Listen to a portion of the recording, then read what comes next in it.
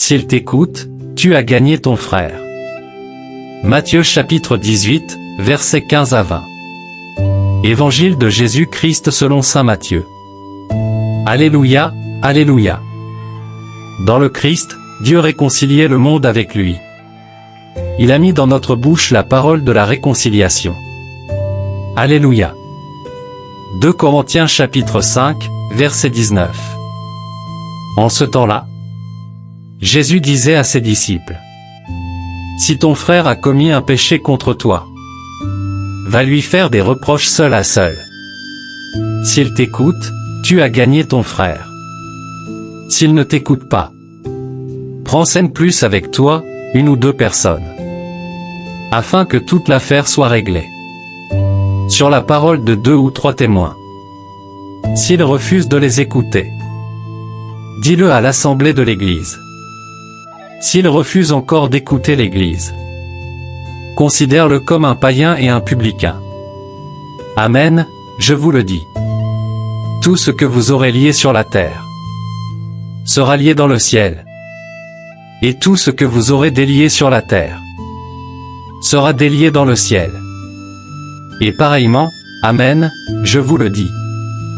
Si 2 d'entre vous sur la terre se mettent d'accord pour demander quoi que ce soit, ils l'obtiendront de mon Père qui est aux cieux. En effet, quand 2 ou 3 sont réunis en mon nom, je suis là, au milieu d'eux. Acclamons la parole de Dieu. Bonjour et bienvenue pour cette nouvelle méditation sur l'Évangile du jour. Le passage d'aujourd'hui nous invite à réfléchir sur le thème du pardon et de la réconciliation fraternelle. Jésus nous donne des conseils très concrets sur la manière de régler un conflit avec un frère qui a commis une faute contre nous. Il nous encourage d'abord à aller lui parler seul à seul, dans un esprit de dialogue, puis à impliquer d'autres personnes de confiance si le dialogue échoue, et enfin à solliciter la communauté ecclésiale. Le but est toujours de gagner son frère, de le ramener dans la bonne voie avec patience et sans jugement. Jésus nous appelle à tout tenter pour réconcilier et rétablir la fraternité. Ce passage nous rappelle combien le pardon est important dans la vie chrétienne. Jésus nous demande d'être des artisans de paix et de réconciliation, à son exemple. Chacun de nous peut faire le premier pas vers son frère. Une main tendue, un mot, un geste, peuvent suffire à apaiser un conflit. Osons franchir le pas, faire taire notre ego, et pardonner à ceux qui nous ont blessés. Le vrai pardon libère et guérit. Le pardon est le plus beau cadeau que nous puissions offrir et recevoir. Pardonner de tout notre cœur libère des chaînes de la rancune et de la colère.